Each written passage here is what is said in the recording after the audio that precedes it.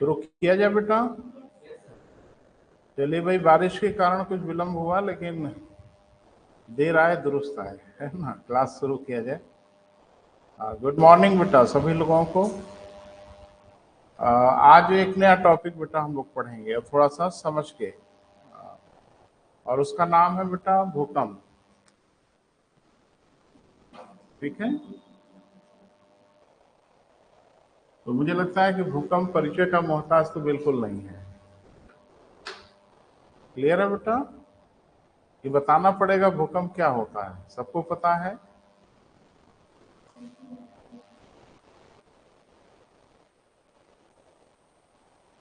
Earthquake. तो ये क्या है बेटा भूकंप? क्यों आता है भूकंप? इसके क्या प्रभाव होते हैं? इसके क्या क्या इम्पैक्ट हैं? इसके एरियाज क्या हैं? ये कंपटीशन के लिए महत्वपूर्ण हो सकता है, तो उस पर हम लोग बात कर लेते हैं। भूकंप का शाब्दिक अर्थ ही है कि धरातल का हिलना डुलना। जरा सा एक मिनट सुनो बेटा।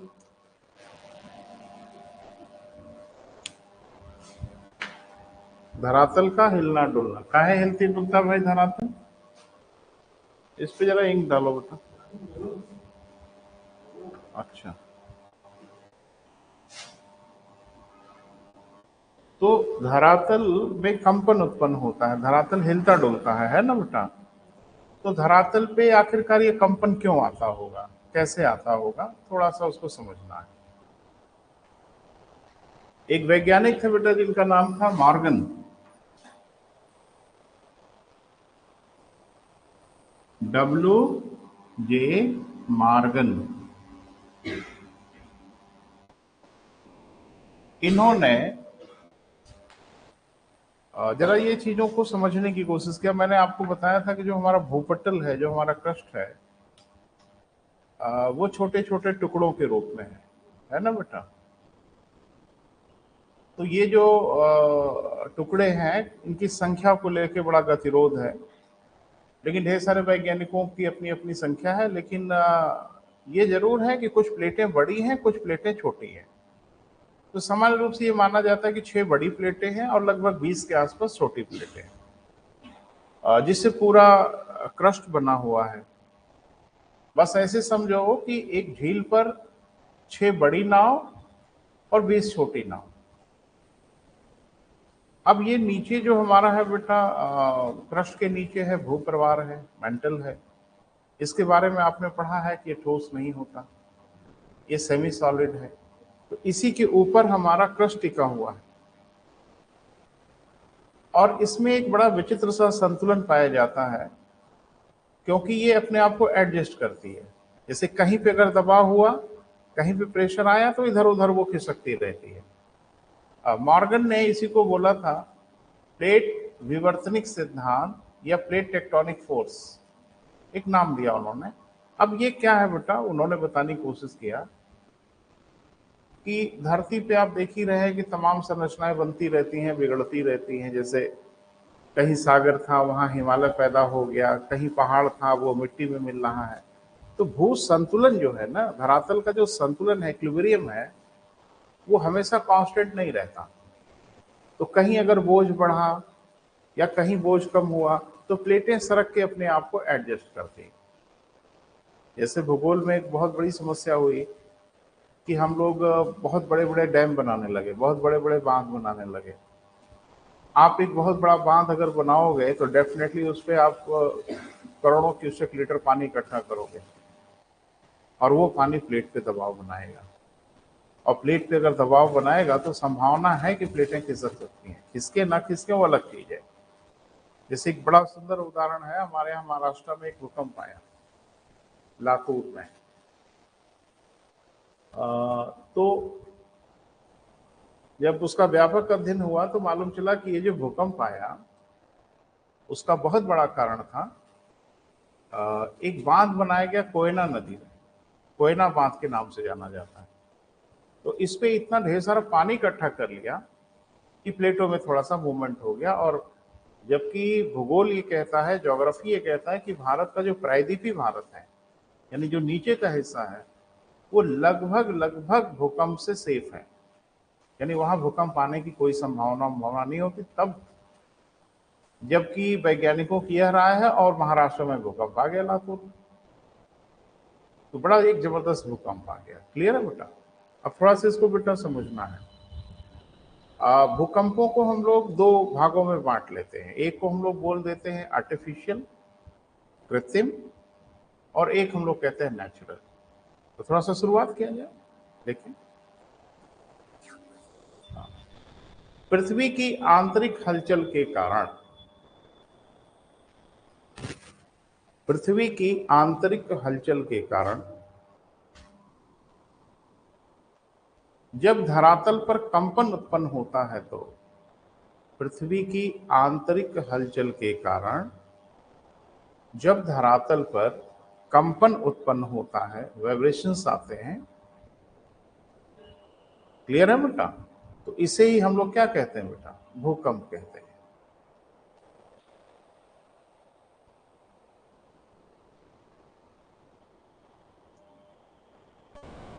ठीक है बेटा? अब ये कंपन काहे होता है, क्यों होता है, इसको लेके हम मनुष्य तो कोशिश करेंगे ना बेटा, प्रयास तो करेंगे ही। आप देखेंगे कि स्पेशली जब हम लोग इंडस वैली सिविलाइजेशन में थे, सिंधु घाटी सभ्यता में थे, या उससे पहले थे, ये सब घटनाएं तो होती ही नहीं है, कोई नई तो हो नहीं रही है। तो हम लोग इस तरह की तमाम घटनाओं को दैवी घटनाओं से जोड़ देते थे, क्योंकि हमारी उस समय ना तो समझ विकसित थी, ना हम चीजों को समझ सकते थे। तो उसको दैवी घटनाओं से जोड़ लेते थे, मान लेते थे कि ये कोई गॉड है, कोई। अब हमारे यहाँ किदवंती है कि पूरी धरती शेषनाग के फन पे टिकी है। अब वो बेचारे कभी कभी थोड़ा सा मूवमेंट कर लेते हैं तो धरातल पे हलचल हो जाती है। तो ठीक है, अलग अलग धर्मों में सब अलग अलग किदवंतियां प्रचलित हैं। बौद्ध धर्म में माना जाता है कि पूरी धरती हाथी के ऊपर टिकी हुई है। जैसे बौद्ध धर्म में हाथी का बड़ा महत्व है, बहुत इंपॉर्टेंस है। एक पार्टी का चुनाव चिन्ह ही हाथी है ना। तो वजह जो भी हो, इसमें कोई टीका टिप्पणी करना उचित नहीं है। चुनाव नाव की बेला है भैया। 12। तो कुल मिला जुला के बेटा वो सब चीजें तो कहानियां हैं, किस्से हैं। अब विज्ञान के धरातल पे हम लोग समझने की कोशिश करते हैं। लेकिन इस दिशा में सबसे गंभीर प्रयास डब्ल्यू.जे. मॉर्गन ने 1967 में किया।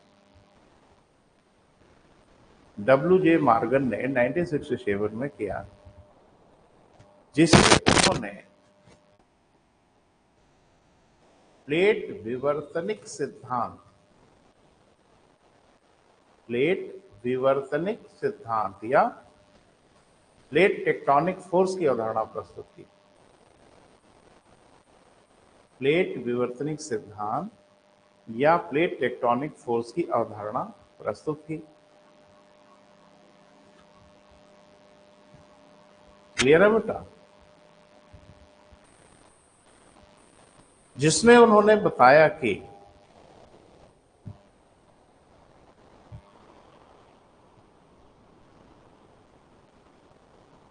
कि भूप्रवार के ऊपर, भूप्रवार के ऊपर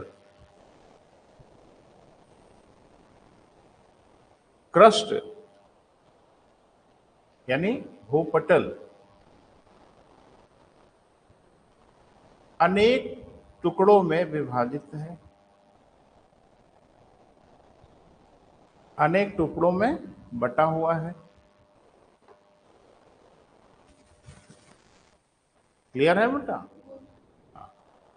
इन्हें प्लेट कहा गया। हिंदी इंग्लिश किसी में प्लेट ही लिखेंगे, इसे प्लेट कहा गया। हाँ, वैज्ञानिकों का ऐसा मानना है कि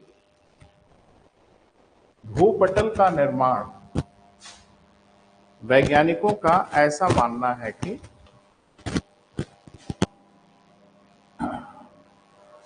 भूपटल का निर्माण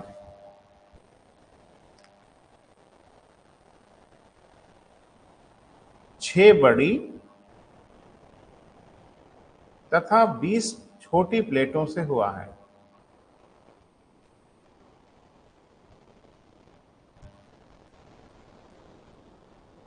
प्लेटों से हुआ है। क्लियर है बेटा? लिखें, भू संतुलन को स्थापित करने के लिए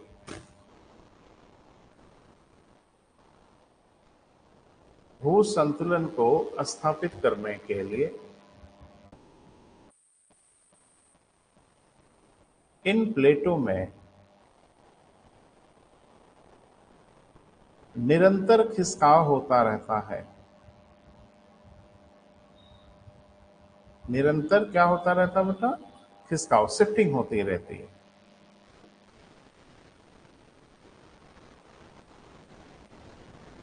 हाँ, एक प्लेट दूसरी प्लेट पर दबाव उत्पन्न करती है।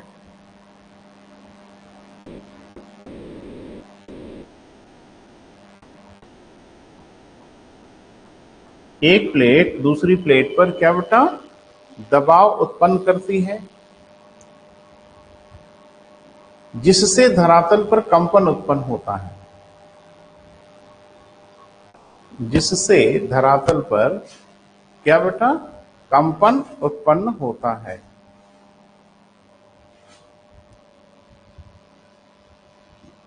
क्लियर है बेटा?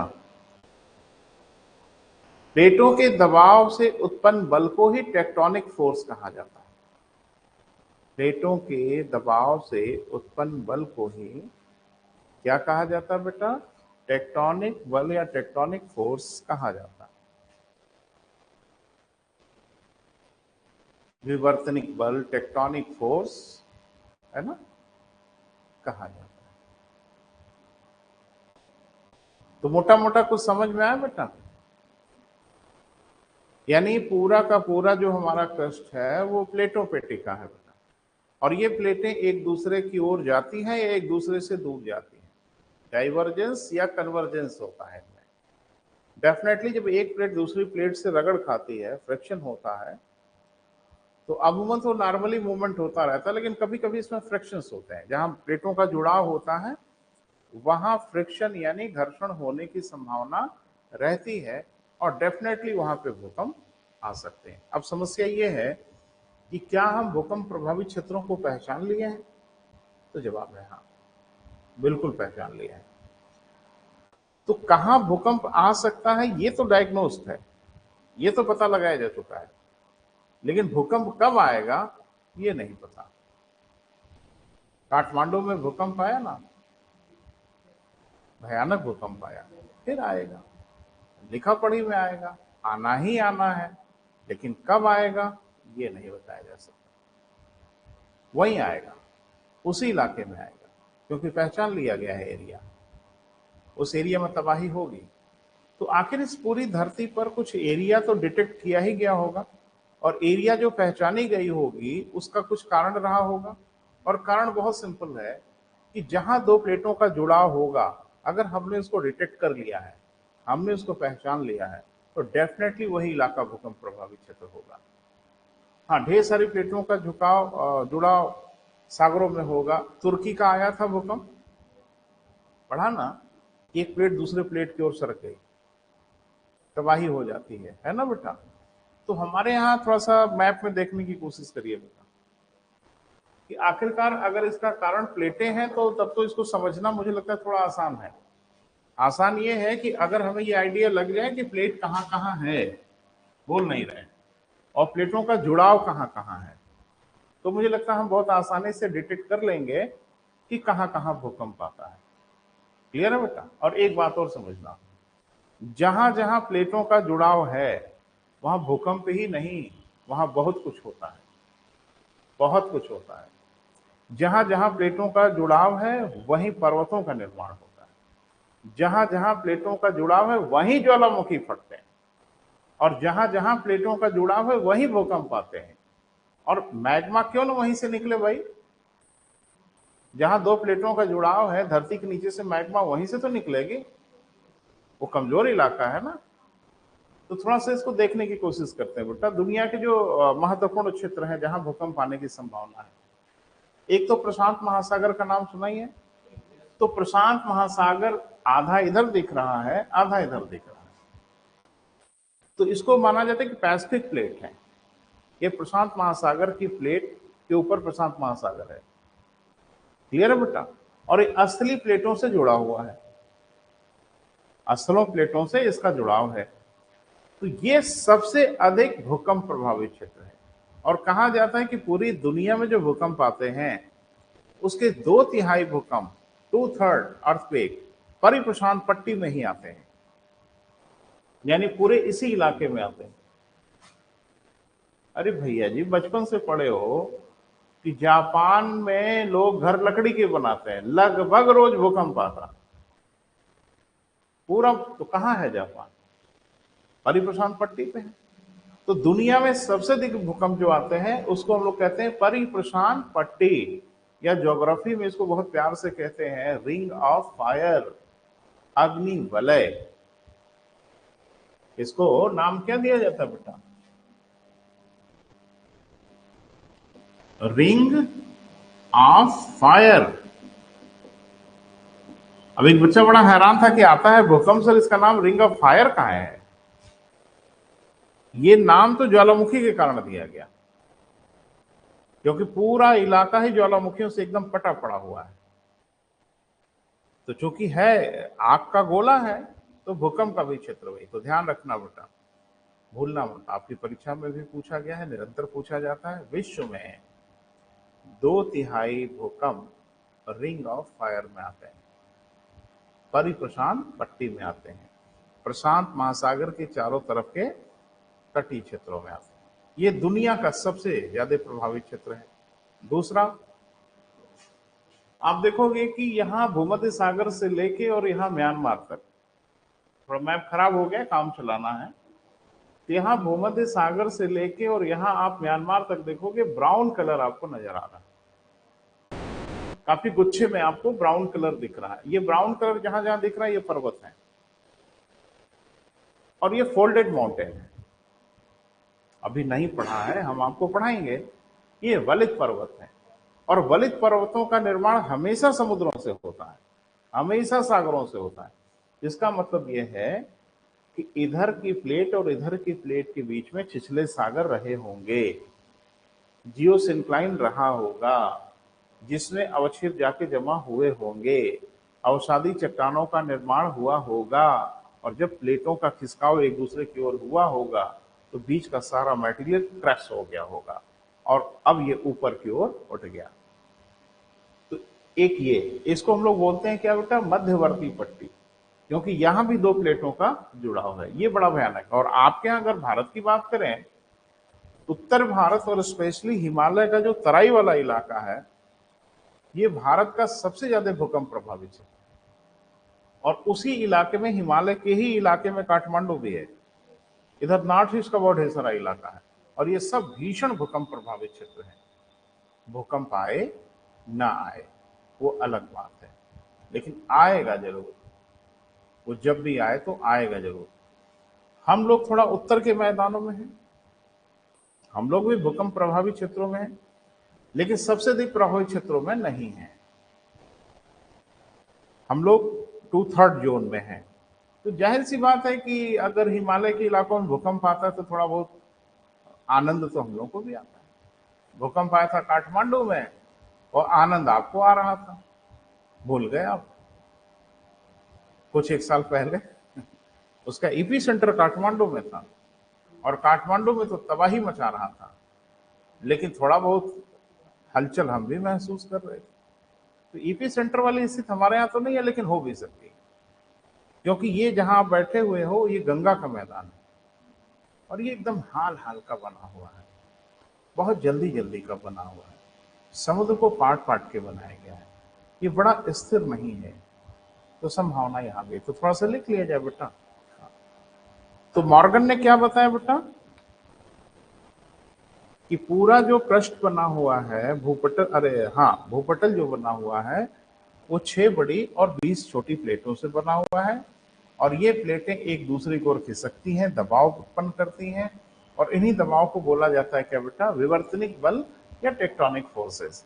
और भूकंप वगैरह जो भी आते हैं उसका एक बहुत बड़ा कारण टेक्टोनिक फोर्स है। क्लियर है बेटा? अब लिख लें विश्व के सर्वाधिक भूकंप प्रभावित क्षेत्र। तथ्यात्मक चीज है बेटा। विश्व के सर्वाधिक भूकंप प्रभावित क्षेत्र,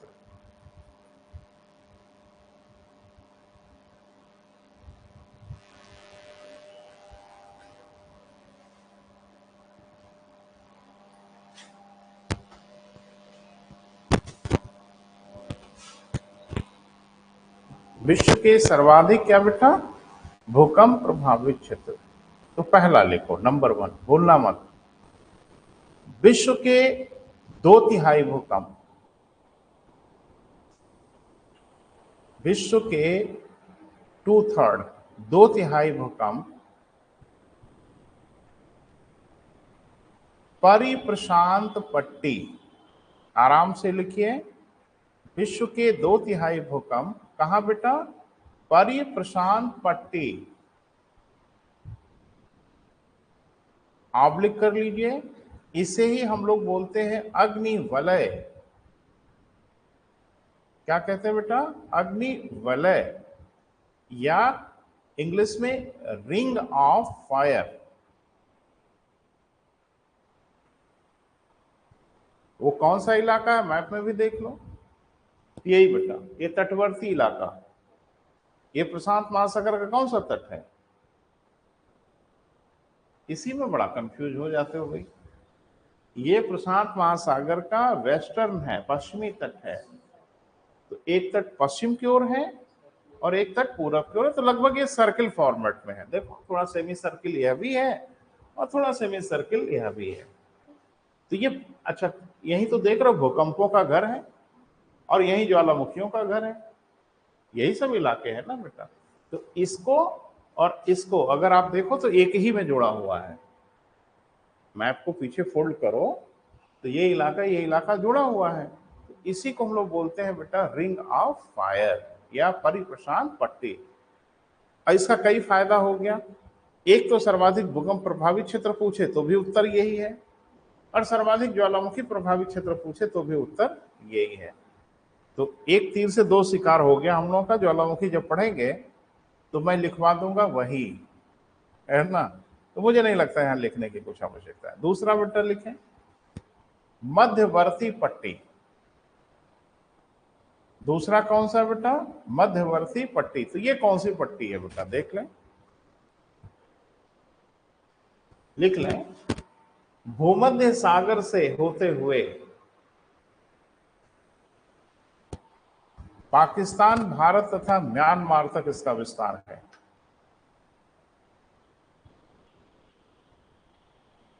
पाकिस्तान, भारत तथा कहां तक बेटा, म्यांमार, बर्मा तक इसका विस्तार है।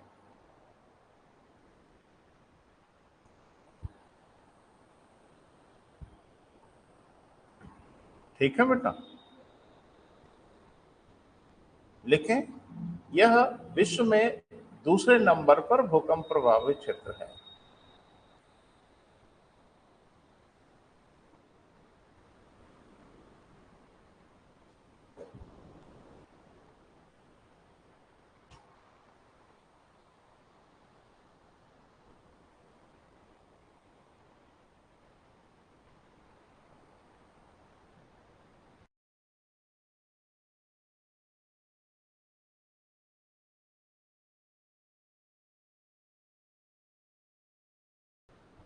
विश्व के दूसरा, अब थोड़ा हेडिंग एक बनाइए, भूकंप के प्रकार।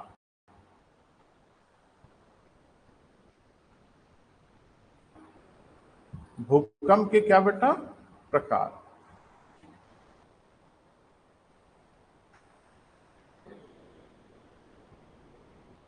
भूकंप का क्या बेटा, प्रकार।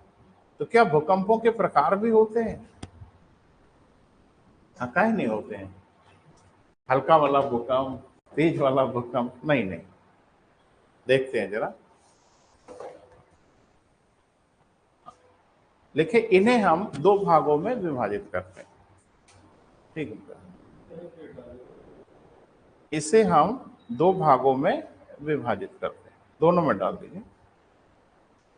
यानी पूरा का पूरा जो भूकंप होते हैं ना, अब जब हम प्रकार बोलेंगे तब आपको तुरंत आइडिया लग जाएगा कि किस आधार पे बांटा गया है ना। तो एक को हम लोग कहते हैं बेटा कृत्रिम भूकंप, आर्टिफिशियल अर्थक्वेक। और इससे समझ में आ रहा है कि इस भूकंप के जन्मदाता हम ही लोग हैं, है ना। और एक प्राकृतिक भूकंप। तो क्या मनुष्य भी सक्षम है भूकंप लाने के लिए? माने हम मनुष्य के पास कैपेबिलिटी है? हाँ है, लेकिन बहुत बड़े भूकंप लाने की कैपेबिलिटी नहीं है। जैसे अभी थोड़ा सा बड़े कॉन्टेक्स्ट में समझिए, अभी रशिया यूक्रेन का वार हो रहा है। नेटो के सारे कंट्री यूक्रेन को सपोर्ट कर रहे हैं, प्रत्यक्ष वेपन की सप्लाई कर रहे हैं। इसमें ब्रिटेन बहुत आगे आगे चल रहा है। अमेरिका तो है ही है, ब्रिटेन भी बढ़ चढ़ के मदद कर रहा है यूक्रेन की, और रूस उनको बार बार धमका रहा है कि समुद्र में मिला देंगे आप, बाज आ जाइए। तो क्या कर सकता है वो? भूकंप सागर में ले आ देगा, उसके पास इतनी क्षमता है। तो मुझे लगता है आपने देखा होगा, उसके पास एक वेपन्स है जिसको कहते हैं पोसाइडन। नाम सुना है बेटा?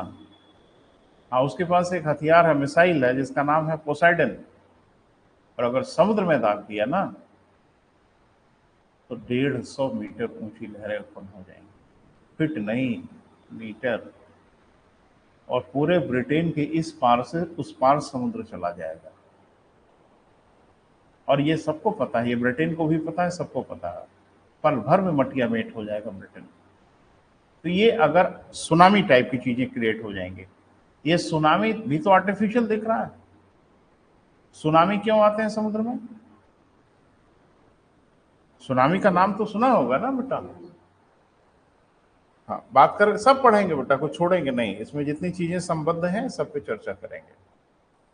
एक्चुअल में सुनामिस जो है ना बेटा, जापानी भाषा का शब्द है। पूरा नाम है इसका सुनामिस।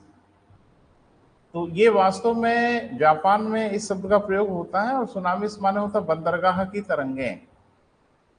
लेकिन जो हम लोग वास्तव में प्रयुक्त करते हैं आज की डेट में, जब अंतः सागरीय भूकंप आ जाते हैं, यानी सागरों के अंदर जब भूकंप आते हैं, तो पूरे सागर का पानी हिल जाता है। वो ठीक ऐसे ही जैसे बाल्टी में पानी लेके जा रहे हो और बड़ा आराम से सब स्मूथली चल रहा है, और अचानक आपके पैर से बाल्टी को ठोकर लग जाए, तो आपने नोटिस किया है कि पानी फिर हिलने डुलने लगता है, और फिर बाल्टी से पानी छलकना शुरू करता है, थोड़ा इधर थोड़ा उधर, थोड़ा इधर थोड़ा उधर। ऐसा क्यों हो रहा है? क्योंकि पूरी बाल्टी का पानी वाइब्रेट हो गया। अब वो जब तक स्थिर नहीं होगा तब तक वो किनारों से छलकेगा।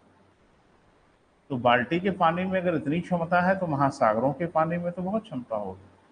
अगर पूरे महासागर का पानी हिल गया, छलक गया, तो वो किनारे की ओर कायदे से छलकता है। उसी को हम लोग नाम देते हैं क्या बेटा? सुनामिस। अंतः सागरीय भूकंपों के कारण। तो जाहिर सी बात है, पोसाइडन एक टारपीडो है, यानी सागर के अंदर जो मिसाइलें होती हैं उनको टारपीडो कहते हैं। वो मुझे लगता है खुद ही उसके पास बुद्धि है, खुद ही ट्रैक चुनती है, खुद ही रास्ता चुनती है, चली जाता है। तो अगर वो समुद्र के अंदर दाग देते हो, सुनामी आ जाएगी, तो भूकंप भी आ जाए। अब गनीमत ये है कि अभी हम लोगों के पास ये सब उत्पन्न करने की बहुत क्षमता नहीं है, लेकिन अगर किसी देश के पास ये क्षमता उत्पन्न हो जाए कि किसी देश की नीची जमीन में हलचल उत्पन्न कर दे, तो फिर परमाणु बम और मिसाइल विसाइल गिराने की आवश्यकता ही नहीं है। रह रह के हिलाते रहो चैन ही मत लेने दो। तो ये आर्टिफिशियल अर्थक्वेक आते हैं, लेकिन बहुत लो इंटेंसिटी के आते हैं, बहुत कम तीव्रता के आते हैं। जैसा आपने पढ़ा होगा कि भूकंप को हम लोग मापते हैं रिक्टर पैमाने पर। कैलिफोर्निया इंस्टीट्यूट ऑफ टेक्नोलॉजी के वैज्ञानिक रहे हैं रिक्टर साहब। तो 1935 में उन्होंने अपना एक पैमाना दिया, स्केल दिया, जिसको रिक्टर पैमाने से कहते हैं। और इस पैमाने के हिसाब से ही हम बताते हैं। तो रिक्टर पैमाने पे जो आर्टिफिशियल भूकंप होते हैं, उनकी तीव्रता बहुत ही कम होती है, बहुत कम होती है। और ये प्राकृतिक जो भूकंप होते हैं, इनका तो खैर पूछना ही नहीं है, बहुत हाई इंटेंसिटी के भी होते हैं। लेकिन यह है कि मनुष्य भी भूकंप ला सकता है। एक बात कि जिस भूकंप की अनुभूति आप कर रहे हो, जरूरी नहीं कि वही भूकंप होता है। भूकंप तो आते ही रहते हैं, लेकिन जो बहुत हल्के फुल्के भूकंप होते हैं उनकी अनुभूति हमें होती ही नहीं, हम नहीं सेंस कर पाते। हाँ, थोड़े बड़े भूकंप जो आते हैं जिसमें हिलना डुलना बड़ा स्पष्ट हो जाता है, उसको अनुभूति कर पाते हैं। लेकिन हम लोगों के डिवाइस जो होते हैं, यंत्र जो होते हैं, जिसको हम लोग अमूमन सिस्मोग्राफ कहते हैं, तो सिस्मोग्राफ से पता चल जाता है। वो हृदय की धड़कनें होती हैं बेटा। जैसे कभी आपने ईसीजी का देखा होगा लोगों का कराते हुए, एक पतली सी पट्टी पे आप देखते हो ऐसे ऐसे रेखाएं होती हैं, ये हृदय की धड़कनों को मेजर करता है।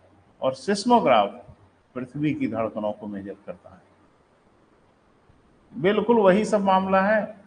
और आप देखोगे सिस्मोग्राफ की लाइन कभी भी स्मूथ नहीं होती, यानी धरती हमेशा धड़क रही है। बस ये धड़कन कभी तेज हो गई तो हार्ट अटैक हो गया, है ना भैया जी, पकड़ लेते हैं कि भूकंप आ गया। क्लियर है? लिख लें। पहला, कृत्रिम आर्टिफिशियल भूकंप।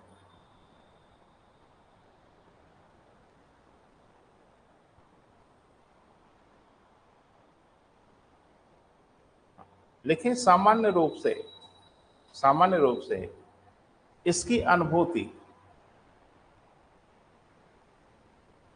भूगर्भिक परमाणु परीक्षण से होती है।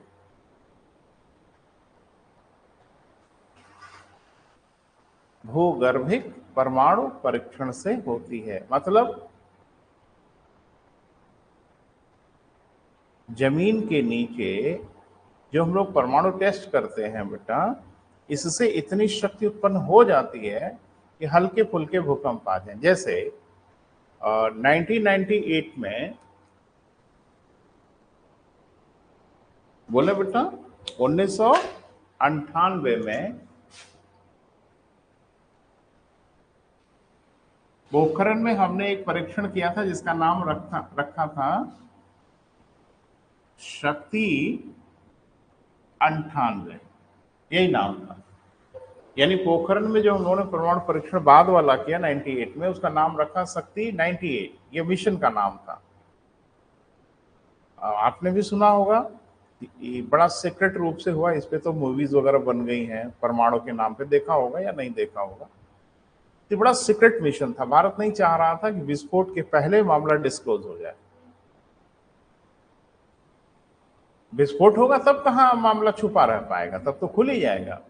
लेकिन ये था कि विस्फोट के पहले तक ये राज राज ही रह जाए, ताकि कोई इसमें वो जैसे हमलावर होते हैं ना बेटा, मर्डरिस्ट होते हैं ना, वो जब किसी पे हमला करते हैं तो जब हमला कर देते हैं तब तो पोल खुल ही जाती है कि हमला हो गया, लेकिन हमला होने के पहले तक गोपनीयता बनाए रखते हैं, ताकि पोल अगर खुल गई तो फिर हमला नहीं कर पाएंगे। तो शक्ति 98 का जो परीक्षण करना था उसको हम लोगों ने सीक्रेट बनाए रखा ताकि कहीं व्यवधान ना आने पाए। और जब हमने परीक्षण किया ना, तो सबसे पहले अमेरिका ने बताया। हो गया काम, भारत ने कहा जी परसों फिर करेंगे। 11 मई और 13 मई को हुआ था ना बेटा, 11 मई को परीक्षण किया, फिर 13 मई को परीक्षण किया, क्योंकि पोल खुल चुकी थी, अब छुपाने के लिए कुछ था नहीं। अब अमेरिका कैसे बता दिया?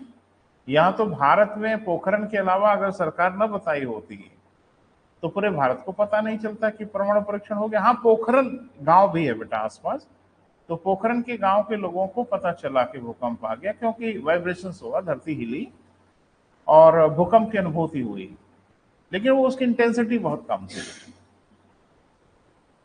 अमेरिका के सिस्मोग्राफ में पकड़ लिया,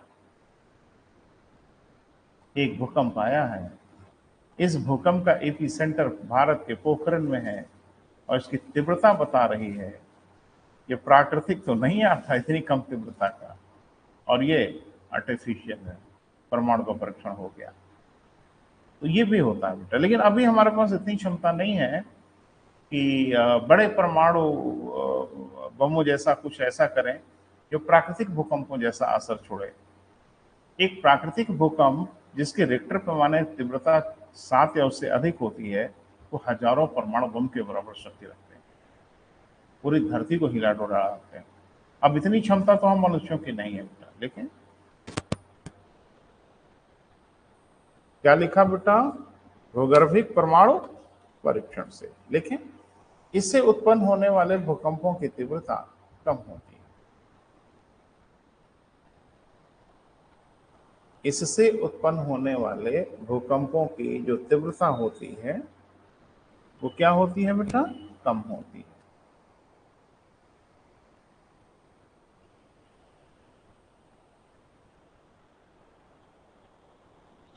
अगला बेटा, प्राकृतिक भूकंप।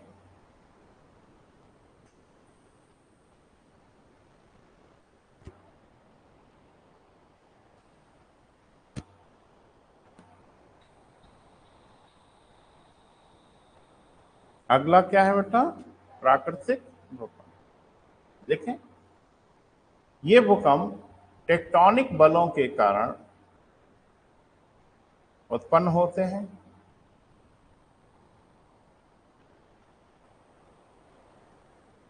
टेक्टोनिक फोर्स के कारण उत्पन्न होते हैं तथा इनकी तीव्रता, इंटेंसिटी तथा इनकी तीव्रता बहुत अधिक होती है।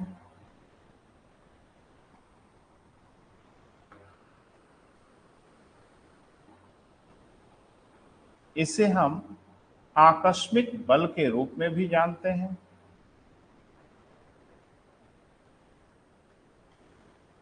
इसे हम किस रूप में बेटा, आकस्मिक, सडन फोर्स, आकस्मिक बल के रूप में भी जानते हैं।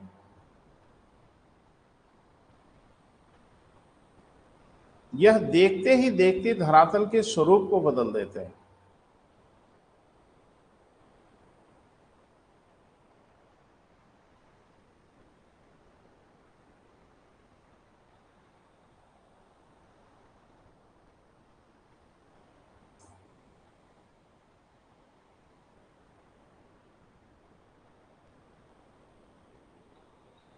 अब थोड़ा सा बेटा डायग्राम के माध्यम से देखना है। उसके पहले एक नोट बना लीजिए और नोट बना के कुछ टर्म हम आपको बोलेंगे, जरूर लिख लीजिएगा। मेरा ये अभिप्राय नहीं कि आपको नहीं आता होगा, आप ऑलरेडी बहुत पढ़े लिखे हैं। लेकिन मेरी ये जिम्मेदारी है कि मैं क ख ग घ तो बता ही दूं, ABCD तो बता ही दूं। लिखे, एक नोट बनाए बेटा, कुछ नाम लिखिए।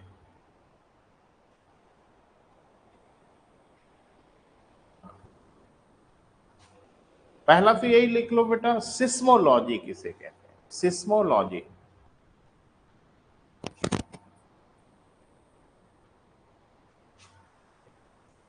एक हमारे मित्र YouTube पे मेरा वीडियो देखे, उन्होंने कमेंट किया कि बोर्ड पे आप जो लिखते हो दिखता ही नहीं। हाँ, मैं सहमत हो सकता हूँ, बोर्ड पे मैं लिखता हूँ दिखता नहीं। कारण ये भी हो सकता है कि ये मेरा बोर्ड डिजिटल नहीं है। तो बस धैर्य रखिए, पेशेंस रखिए, सब कुछ हो जाएगा। तो पहला है क्या बेटा, सिस्मोलॉजी।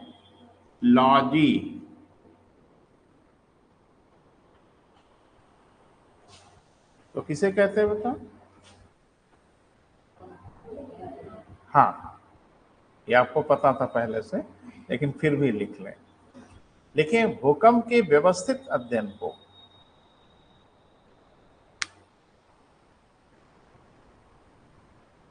सिस्मोलॉजी कहते हैं। देखो, मेरी एक परेशानी है बेटा कि मैं छोड़ूंगा कुछ भी नहीं, मैं बात सब विषय पे करूंगा, वो आपको आता हो तो भी, नहीं आता हो तो भी। क्योंकि हो सकता है कोई बच्चा मुझे सुन रहा हो, देख रहा हो, जिसे ये ना आता हो, उसकी मदद हो जाए। आप कहेंगे हमारी क्या मदद हुई, आपकी भी मदद होगी, थोड़ा धैर्य रखिए।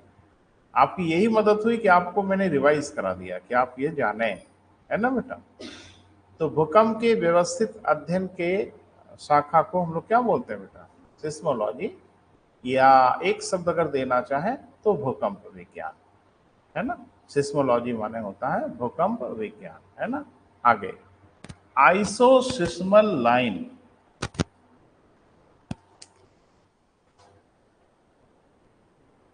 Iso सिस्मल line. पहले ये सब फुटकर निपटा दिया जाए।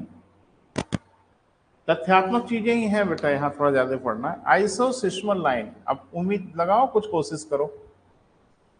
आइसो शब्द जहां जहां भी लगता है उसके माने होता है समान।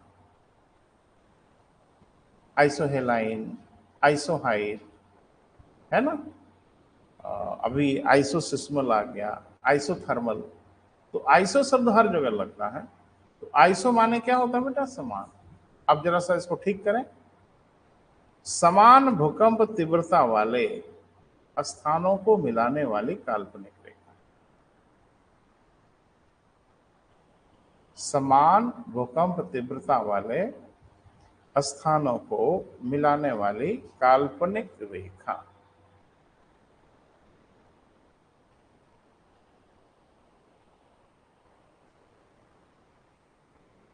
मतलब समझ पा रहे हैं क्या?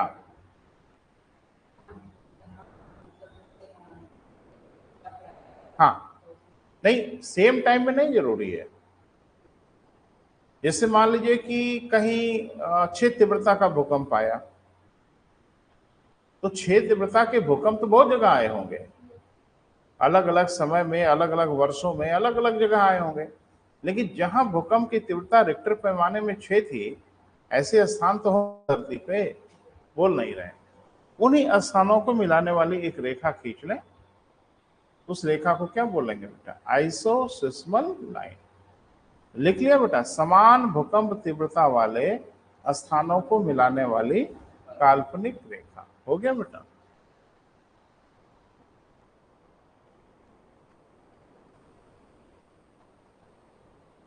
होमो सिस्मल लाइन।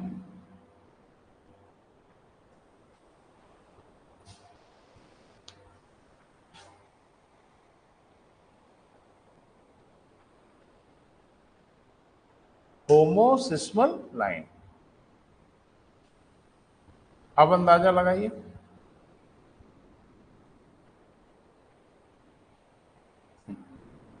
चलिए हम लिख पाते हैं। एक ही समय, लिख लो, एक ही समय भूकंप का अनुभव करने वाले,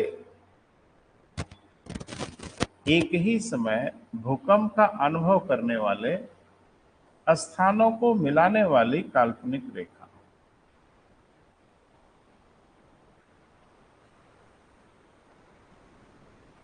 मतलब थोड़ा थोड़ा महसूस करते रहिए बेटा। इसका क्या मतलब बना?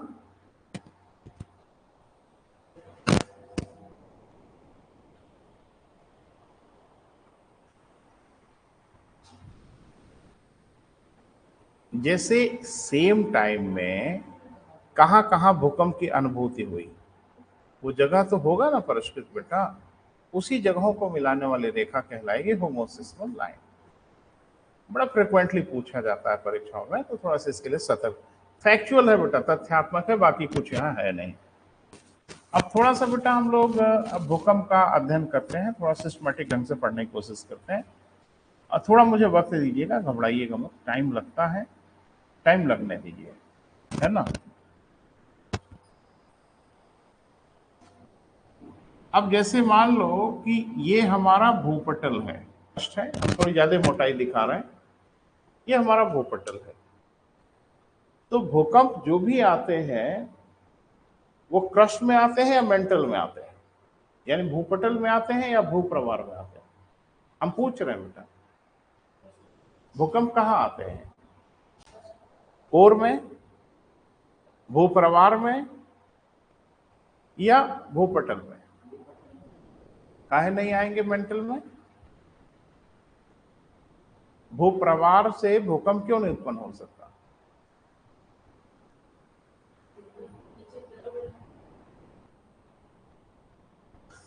जरा से क्या, कोर जो है वो तो पढ़ाई आपने कि वो ऑलमोस्ट लिक्विड फॉर्मेट में, आगे हमने चर्चा किया था कि लेहमैन डिसकंटिन्यूटी ने बताया कि नहीं ऊपर का हिस्सा लिक्विड है, नीचे थोड़ा सा सॉलिड है, छोड़िए वो सब। तो लिक्विड में कंपन नहीं हो सकता, क्योंकि एब्जॉर्ब कर लेगा वो। अगर उसके अंदर कोई कंपन होगा तो उसको एब्जॉर्ब कर लेगा। उसके ऊपर हमारा भूप्रवाह है। मैंने क्या बोला था, ये सॉलिड नहीं है वरन ये सेमी सॉलिड है, अर्ध ठोस है। कीचड़ में भूकंप सुना है? उसमें कैसे आएगा भूकंप? जाहिर सी बात, वाइब्रेशन हो नहीं पाएगा वहां तो और भली प्रकार से एब्जॉर्ब कर लिया जाएगा। तो कुल मिला जुला के भूकंप जो उत्पन्न होते हैं वो भूपटल से ही उत्पन्न होते हैं। अरे प्लेटें टकराती हैं तो वहीं से उत्पन्न होते हैं, सीधी सी बात है। तो धरती के नीचे कहीं कोई स्थान जरूर होगा जहां से भूकंप उत्पन्न हुआ होगा, और वो इलाका भूपटल में ही होगा। तो जहां से भूकंप उत्पन्न होता है उसे हम कुछ नाम देते हैं इसमें ज्योग्राफी में। हिंदी में तो भूकंप केंद्र कह देते हैं, लेकिन इंग्लिश में इसको कहते हैं सिस्मिक फोकस। क्या कहते हैं बेटा? सिस्मिक फोकस, हिंदी में भूकंप केंद्र। अब सिस्मिक फोकस किसे कहते हैं कल को पूछे तो? धरातल के अंदर वह स्थान जहां से भूकंप उत्पन्न होते हैं उनको हम लोग क्या बोलते हैं बेटा? Seismic focus. हिंदी में भूकंप केंद्र, सिस्मिक फोकस। क्लियर है बेटा? अब जाहिर सी बात है कि यहां से कुछ तरंगे और रंगे निकलती हैं, अभी हम उसकी बात नहीं करेंगे। ये तरंगे चारों तरफ जाती हैं, या यूं कहें पूरी धरती को स्कैन करती हैं। ये स्कैनर हैं, 1 इंच इलाका नहीं छोड़ती धरती की जो सिर्फ शैडो जोन ना हो। शैडो जोन होता है, क्या होता है अभी हम सब बताते हैं।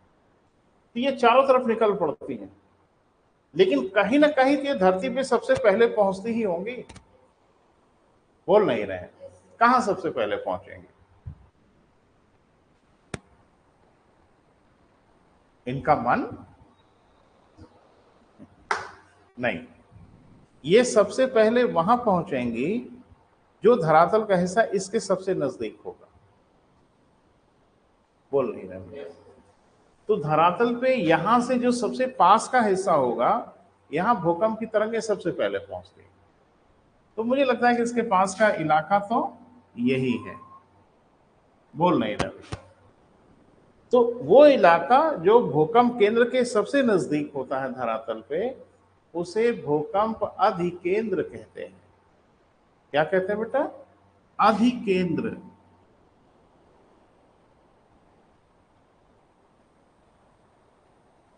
या इंग्लिश में ईपी सेंटर कहते हैं। क्लियर है बेटा? भूकंप अधिकेंद्र कहते हैं। ये आपसे खूब पूछा गया है, ईपी सेंटर, भूकंप अधिकेंद्र। तो बहुत सिंपल सी परिभाषा है कि धरातल का वह स्थान जहां भूकंप की सबसे पहली अनुभूति होती है, भूकंप की तरंगे जहां सबसे पहले पहुंचती हैं, उसे ही हम लोग क्या कहते हैं बेटा? भूकंप अधिकेंद्र। और जाहिर सी बात है, भूकंप की तरंगे क्या क्या है अभी हम बात करेंगे, लेकिन उसके पहले जान लें कि भूकंप की तरंगे एनर्जी लेके चलती हैं, ऊर्जा आगे की ओर लेके मूव करती हैं, और जितना दूर तक ये जाएंगे इनकी ऊर्जा का लॉस उतना ही होता चला जाएगा।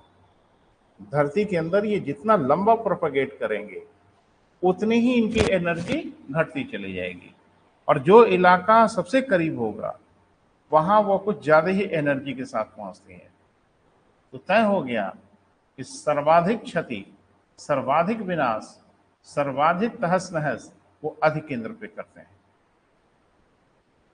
क्लियर है बेटा? क्योंकि वो सबसे करीब होता है इसलिए पूरी एनर्जी के साथ आगे बढ़ते हैं। भाई काठमांडू का भूकंप आया था, हमें भी महसूस हुआ, लेकिन हमको तो वैसा नहीं अनुभूति हुई जैसे कि काठमांडू के लोगों को हुई। ढह गया सब कुछ, मिट्टी में मिल गया पलक झपकते। एयरपोर्ट हॉरिजेंटल क्या वर्टिकल होने लगा। मैं तो देख रहा था एयरपोर्ट पे जितने लोग खड़े थे कोई खड़ा नहीं रह पाया, सब गिर पड़े। पूरी धरती ही हिलना डुलना शुरू हुई। सब एक दूसरे को पकड़ रहे थे कहीं सड़क के कहीं इधर उधर न चले जाए। हाँ, तो ये जाहिर सी बात है कि हमारे यहां भी भूकंप आया, हम तो आनंद ले लेके देख रहे थे, आया कि नहीं अभी? हाँ आ गया, हिला थोड़ा सा, तो आनंद ले रहे थे। और फिर काठमांडू में प्रकृति आनंद ले रही थी, है ना, सब कुछ तहस नहस किया। और काठमांडू में कोई पहली बार ही भयानक भूकंप थोड़ी आया है, काठमांडू में फ्रिक्वेंटली भयानक भूकंप आते हैं। लेकिन हम मनुष्यों की क्या परेशानी कि बीच में अगर 40-50 साल का डिफरेंस हो गया तो हम सब भूल भाल जाते हैं। केदार घाटी में क्या हुआ था कुछ दिन पहले, याद है? कीड़े मकोड़ों तरह से मर गए थे, बचाने वाला कोई नहीं था, डेड बॉडी 15-15 दिन सड़ती रही सबकी। फिर जा रहे हो ना, फिर नहीं मान रहे हो ना, और प्रकृति फिर हमला बोलेगी। और जितने भोलेनाथ का दर्शन करने जा रहे हैं पापी लोग सतर्क होके जाएंगे, है ना। नहीं नहीं भैया, उसमें नाप जो के छाट छाट के नहीं मारा जाता। प्राकृतिक आपदाएं आती हैं तो उसमें सब एक तरफ से एक डंडे से हाँके जाते हैं। अब ये नहीं कि भोलेनाथ के बड़े भारी पुजारी हैं तो आप बच जाओगे, बचेगा तो कोई नहीं। किसी ने कहा कि वो केदारनाथ का मंदिर बच गया, तो मैंने कहा कैसे बच गया? तो उसने बताया कि एक बहुत बड़ी सी शिलाखंड वो पहाड़ से लुढ़कते हुए आके केदार मंदिर के सामने टिक गई, और जो प्रचंड धारा थी मंदाकिनी की उसको रोक लिया, उस चट्टान ने बाइफरकेट कर दिया, बांट दिया दो हिस्सों में, और दोनों हिस्से मंदिर के इधर उधर से निकल गए। तो मैंने कहा कि ठीक है, कम से कम शंकर भगवान अपना घर बचा लिए, यही कम उपलब्धि है, और भक्त तो जाए बाढ़ में, है ना भाई। यही सब हुआ। बहरहाल चले बेटा, तो थोड़ा सा कुछ फिर डिफाइन करते हैं, लेकिन इस बार डायग्राम से डिफाइन करते हैं। लिखें, बना लीजिए आप, तो फिर मैं लिखवाता हूं। हाँ, आज अर्थव्यवस्था की भी क्लास बेटा तो आई ही नहीं है हमारे मित्र, लेकिन फिर भी क्लास तो होगी, है ना, थोड़ी छोटी ही होगी लेकिन होगी जरूर। लिखें, डायग्राम में दिखाइए, फिर हम शब्द बोल के लिखाएंगे।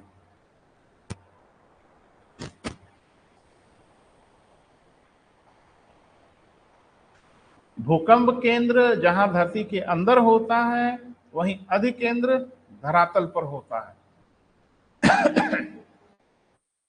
पता नहीं समझ पा रहे हो कि नहीं बेटा? जहां भूकंप केंद्र धरती के अंदर होता है वहीं भूकंप अधिकेंद्र धरती के अंदर नहीं होता, धरातल पर होता है। क्लियर है? इसको थोड़ा डिफाइन कर लो बेटा दोनों को, फिर आगे बढ़ते हैं। भूकंप केंद्र,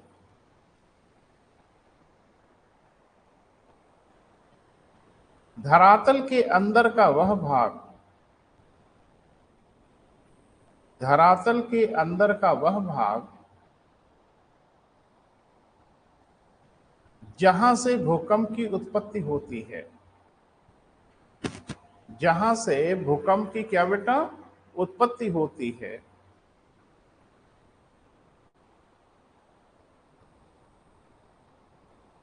भूकंप केंद्र कहलाता है या सिस्मिक फोकस कहलाता है।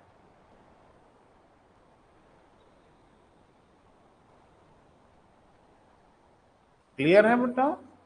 सिस्मिक फोकस कहलाता है। यहां से अभी हम विस्तार में आएंगे बेटा, लेकिन पहले लिख लो, यहां से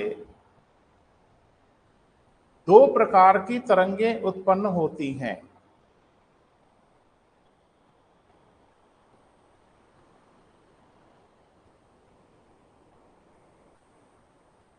यहां से क्या बेटा, दो प्रकार की तरंगें उत्पन्न होती हैं, वेव्स उत्पन्न होती हैं, ठीक है। लेकिन नीचे से एक दो करके लिखेगा। पहला पी तरंगें, पी नाम यही है इनका, हिंदी में पी लिखिए चाहे इंग्लिश वाला पी लिख लीजिए। पी तरंगें या प्राइमरी वेव्स।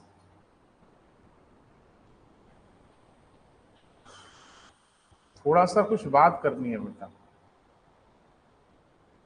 साइंस का इशू आ रहा है यहाँ, तो थोड़ा सा हम आपका विजन देने की कोशिश करेंगे। कभी साइंस पढ़ा होगा तो वहाँ आपने पढ़ा होगा कि तरंगें on the basis of propagation दो भागों में बांटते हैं हम लोग। हाँ, नहीं वो तो है ही है। एक को हम लोग कहते हैं मैकेनिकल वेव्स, यांत्रिक तरंगें, प्रत्यास्थ तरंगें, और एक को हम लोग कहते हैं इलेक्ट्रोमैग्नेटिक वेव्स। अंतर क्या हुआ? जिन तरंगों को चलने के लिए माध्यम की आवश्यकता होगी उनको हम लोग मैकेनिकल वेव्स कहते हैं, और जिन तरंगों को चलने के लिए किसी भी प्रकार के माध्यम की आवश्यकता नहीं होती, इसका अभिप्राय यह नहीं है कि माध्यम में नहीं चलती, माध्यम में भी चलती हैं और निर्वात में भी चलती हैं। माध्यम नहीं है तो भी चलती हैं, उनको हम लोग क्या बोलते हैं? Electromagnetic wave. अब मैकेनिकल वेव्स क्या है? माध्यम में चलेंगी। अब ये भी दो प्रकार की होती हैं, यानी मैकेनिकल वेव्स जो होती हैं ये भी दो प्रकार की होती हैं। One is longitudinal and one is transverse. एक को कहते हैं अनुदैर्ध्य और एक को कहते हैं अनुप्रस्थ। क्लियर है बेटा? अब इनकी भी खासियत है। ये जो लॉन्गिट्यूडनल वेव्स होती हैं यानी अनुदैर्ध्य तरंगें होती हैं, ये कंप्रेशन और रेयर फ्रैक्शन के माध्यम से चलती हैं। जैसे स्प्रिंग को खींचिए और छोड़िए, खींचिए और छोड़िए, लाइक दिस। इन तरंगों की खासियत ये होती है कि किसी भी प्रकार के माध्यम में चलती हैं, चाहे वो ठोस हो, चाहे वो द्रव हो, चाहे वो गैस हो। जैसे हम लोगों का साउंड, ये लॉन्गिट्यूडनल वेव्स हैं, और इसीलिए देखते हैं ध्वनि तरंगें किसी माध्यम में चलती हैं, ठोस में भी, द्रव में भी, और गैस में तो चल ही रही है। अरे हम बोल रहे हैं, आपको सुनाई दे रहा है, तो इसका मतलब क्या है?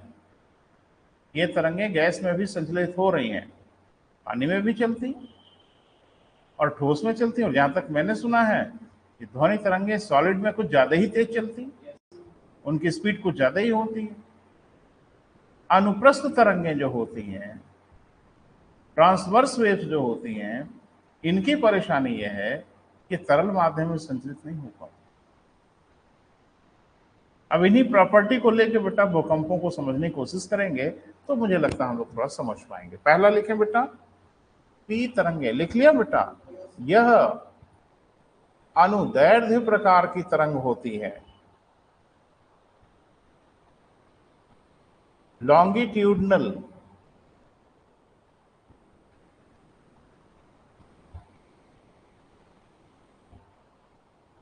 ठीक है बेटा?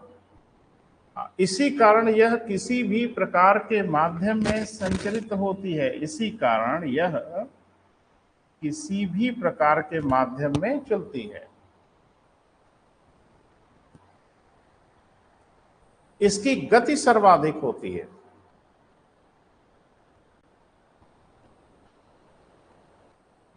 इसकी स्पीड क्या होती है बेटा? सबसे अधिक होती है।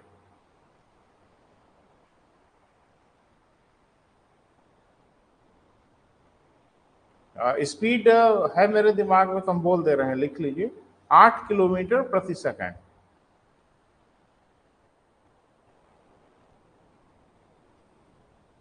आठ किलोमीटर प्रति सेकंड। दूसरा बेटा, अभी थोड़ा थोड़ा परिचय बस जानना है। दूसरा यस तरंग है,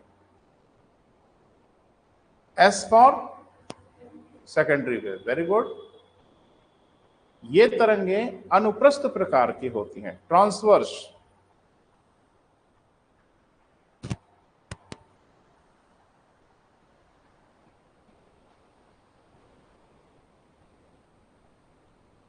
क्लियर है बेटा? तथा यह तरंगें लिक्विड मीडियम में या तरल माध्यम में नहीं चल पाती।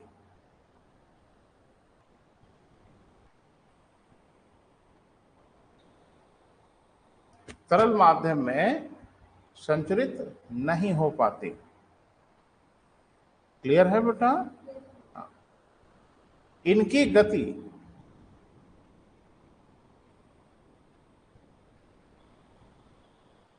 4 किलोमीटर प्रति सेकंड। तो मुझे लगता है पी की आधी गति है। आजकल बेटा हर चीज पे फोकस किए रहिएगा, कहीं से कुछ भी आपसे पूछ सकते हैं। इनकी गति कितनी बेटा? 4 किलोमीटर प्रति सेकंड। मोटा मोटा कहें तो पी तरंगों की गति की आधी तरंगें इनकी होती हैं। अब जरा मुझे बताइए कि ईपी सेंटर पे, भूकंप केंद्र पे सबसे पहले कौन तरंग पहुंचती होगी?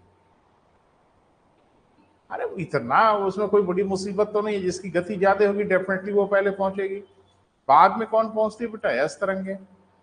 हाँ, ये जरूर कहा जाता है कि सर्वाधिक नुकसान जो पहुंचाती है वो यस तरंगे पहुंचाती है, सर्वाधिक क्षति ये पहुंचाती है। कारण है जिसे भूकंप, मैंने बोला था ना बेटा कि मैं तो एक टीचर के रूप में मुझे मोक्ष मिल गया है, मुझे मोक्ष की तलाश नहीं है।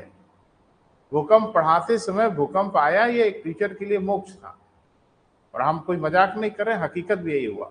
पी और एस तरंगे ही पढ़ा रहे थे, तब से डरता भी हूं पढ़ाते समय कि कहीं फिर ना आ जाए। तो जब आए तो महसूस करेंगे। जब आपका घर अप डाउन हो तो घर वालों को बताइएगा कि पी आ गई, है ना। और जब घर आपका दाएं बाएं झूलने लगे तो समझ जाइए कि यस आ गई। ये सब मत करिएगा, है ना। तुरंत जान बचाइए, भागिए। लेक्चर वेक्चर बाद में दीजिएगा, है ना भाई। अब एक और लिख लो बेटा, आज निपटा देते हैं। अधिकेंद्र, धरातल का वह स्थान, धरातल पर वह स्थान जहां सर्वप्रथम भूकंप की अनुभूति होती है।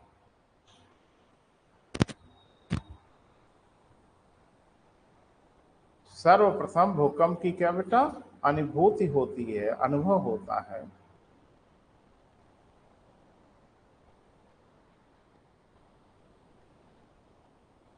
अधिकेंद्र कहलाता है।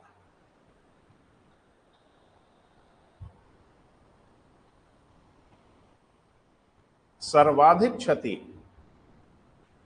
सबसे अधिक नुकसान भूकंप अधिकेंद्र पर होती है।